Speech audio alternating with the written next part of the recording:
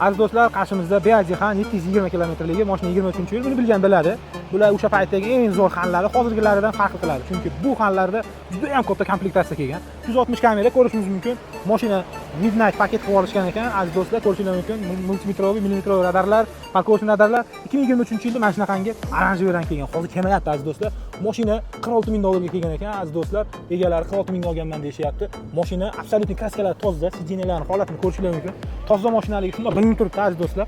Mana ichlarini ham ko'rsataman. Balonlari ham o'zini original balonlarida Pirelli'da turibdi ekan aziz do'stlar. Mashina 3-9 sekundda chiqadigan deb yozgani mana shu bo'ladi. 720 kilometrligi maza qilib haydayman, uzoq yo'lga yuraman deganlarga juda ham zo'r mashina. Buni bilgan biladi aziz do'stlar. Qop-qora midnight paket qilib qo'yishgan ekan. Do'stlar, Dinajo akustik sistema mashina 23,5 ming yurgan ekan.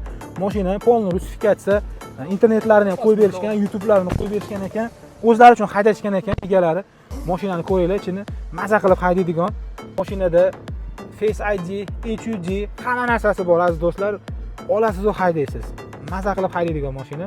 Do'stlar, egalari bilan talashib, mashinaning narxini 32,900 qildik. Kimga ma'qul kelgan bo'lsa, pastda telefon raqamlarini qoldiraman, bemalol telefon qilib, baraka qilishingiz mumkin.